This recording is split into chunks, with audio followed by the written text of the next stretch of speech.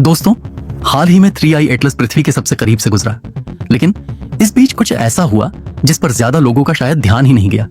दरअसल 12 दिसंबर को चंद्रमा के अंधेरे हिस्से में कुछ क्रैश होता दिखाई दिया और उसकी लाइट कैमरे में कैद हो गई। क्या ये पृथ्वी की स्टडी के लिए 3i एटलस से एलियन द्वारा भेजा गया प्रोब है या कुछ और? जानकर आप हैरान रह जाएंगे, तो इस वीडियो को अंत तक जरूर देखना। तो दोस्त, शेयर हाइप करके चैनल को सब्सक्राइब कर लें। तो चलिए शुरू करते हैं। दोस्तों, 12 दिसंबर की रात अर्माग ऑब्जर्वेटरी एंड प्लानिटेरियम ने चंद्रमा के अंधेरे हिस्से में एक रहस्यमयी फ्लैश को देखा। क्या इसका 3i एटलस के साथ कोई लिंक हो सकता है? अब देखो, बताया तो ये गया है कि 3 से 5 सेंटीमीटर का मीटियर था जो लगभग 35 किलोमीटर पर सेकंड की स्पीड से मून से टकराया है। अब सवाल ये है कि ये मून के अंधेरे वाले हिस्से में ही क्यों टकराया। इसके बारे में कुछ ऐसी थ्योरीज भी चल रही है जो इसके 3i एटलस से जोड़ रही है। कुछ लोगों का कहना है कि ये कोई 3i एटलस से भेजा गया प्रोब हो सकता है। और हैरानी की बात यह है कि ऐसा ही एक इम्पैक्ट कुछ महीने पहले सैटर्न पर भी देखा गया था। हो सकता है ये हमारे सोलर सिस्टम के ग्रहों की स्टडी करने के लिए भेजे गए प्रोब हो। जैसा कि प्रोफेसर एवी लोएब ने कहा था कि हो सकता है अगर 3i एटलस एलियन स्पेसक्राफ्ट हुआ तो ये पृथ्वी के करीब आने पर छोटे प्रोब हमारी तरफ भेज सकता है जो चंद्रमा पर भेजा गया हो। और ऐसी बहुत सारी थ्योरीज हैं जिनमें बताया जाता है कि चंद्रमा के अंधेरे हिस्से में एलियन देखे जाते रहे हैं, अजीब स्ट्रक्चर्स हैं, और ये इम्पैक्ट भी 12 दिसंबर को मून के अंधेरे हिस्से में ही हुआ है, क्योंकि मून का हमेशा एक ही भाग हमारी तरफ होता है। तो अगर एलियन छुपना चाहते हैं तो वो उस हिस्से में ही जाएंगे जो पृथ्वी से दिखाई नहीं देता। तो क्या ये एकमात्र एक संयोग है या फिर कुछ छुपाया जा रहा है? क्योंकि नए डेटा से पता चला है कि 3i एटलस सूरज की दिशा में बढ़ रहा है और उसका रोटेशन भी उसी एक्सिस में हो रहा है, जैसे गन से निकलने वाली बुलेट घूमती हुई आगे बढ़ती है। इसीलिए उसे सूरज के डायरेक्शन में निकल रहे जेट्स में सिर्फ 8 डिग्री का अंतर है, बिल्कुल इस फुटेज की तरह। और प्रोफेसर एवी लोएब के अनुसार ऐसा होने का चांस काफी रेयर होता है। एक और चौंकाने वाली बात यह पता चली है कि जब 2017 में ओमुआमुआ आया था तब भी इस तरह के इम्पैक्ट मून पर देखे गए थे। अक्टूबर में ओमुआमुआ पृथ्वी के सबसे करीब था और सितंबर में कुछ इम्पैक्ट मून पर हुए थे। तो सवाल यह है कि मून के अंधेरे हिस्से में ऐसा है क्या? अब देखो, कुछ थ्योरीज के अनुसार मून के अंधेरे हिस्से में एलियन बेस जैसी चीजें मौजूद हैं और नील आर्मस्ट्रॉन्ग ने भी अपोलो 11 मिशन के दौरान उन्हें देखा था। नील आर्मस्ट्रॉन्ग के साथ गए बज एल्ड्रिन ने भी अपने इंटरव्यू में कहा था कि मून पर उन्हें कुछ अजीब लाइट दिखाई दे रही थी। जो अजीब थी और तो और नासा और इन दोनों एस्ट्रोनॉट के बीच हुई बातचीत का कुछ हिस्सा भी गायब है। कहा जाता है कि इस ऑडियो में एलियन और यूएफओ के बारे में बात है, इसीलिए नासा ने पूरी बातचीत का कुछ हिस्सा जानबूझकर काट दिया है। उस समय नासा के अपोलो मिशंस के दौरान एक आदमी था, केन जॉनस्टन। उसका काम था मून से आई तस्वीरों को मैनेज करना और जरूरत पड़े तो मिटा देना। जॉनसन ने दावा किया है कि अपोलो मिशन के दौरान ली गई तस्वीरों में कुछ तस्वीरें ऐसी थीं जो साधारण नहीं लगती थीं।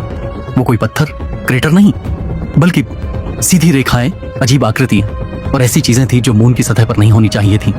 और फिर एक दिन उसे एक आदेश मिला कि इन तस्वीरों को नष्ट कर दो। जॉनस्टन के अनुसार उसने ऐसा करने से मना कर दिया। उसका कहना था, अगर ये सिर्फ पत्थर हैं तो इन्हें मिटाने की जरूरत क्यों? इसके कुछ समय बाद वो नासा से बाहर हो गया। नासा कहता है कि ऐसी कोई तस्वीर कभी थी ही नहीं, सब कुछ पब्लिक है, कोई रहस्य नहीं है। और दोस्तों, ऐसा क्लेम केवल एक नहीं बल्कि कई लोगों ने किए थे, जैसे कार्ल वुल्फ, ये अमेरिकन एयरफोर्स में थे और नासा मिशन के फोटो लैब से जुड़े हुए थे।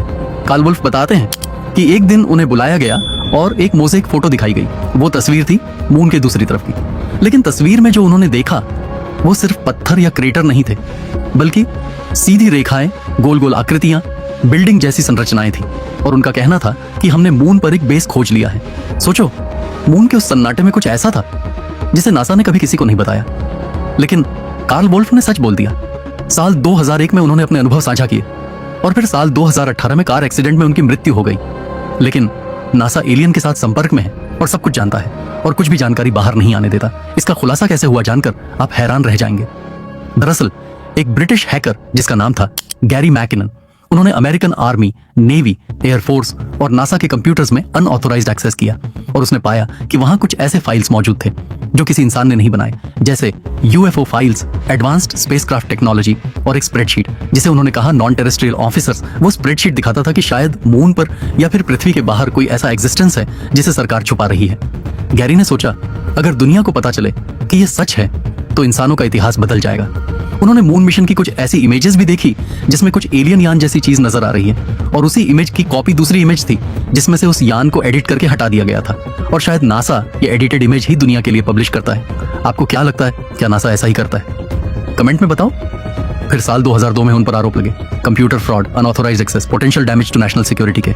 लेकिन पेंटागन ने उनका दावा कभी कंफर्म नहीं किया, लेकिन लोग आज भी पूछते हैं, क्या गैरी ने सच में यूएफओ फाइल्स देखी थी? अगर आपको लगता है ये सब सच नहीं है, तो अमेरिकन एयरफोर्स का पूर्व इंटेलिजेंस अधिकारी जिसका नाम है डेविड गर्श ने संसद में जो बताया, वो जानकर आप हैरान रह जाएंगे। डेविड गर्श का काम था यूएफओ उनसे जुड़ी जानकारियों का विश्लेषण करना। उन्होंने कहा, अमेरिका के पास ऐसे यान हैं जो इंसानों के नहीं हैं।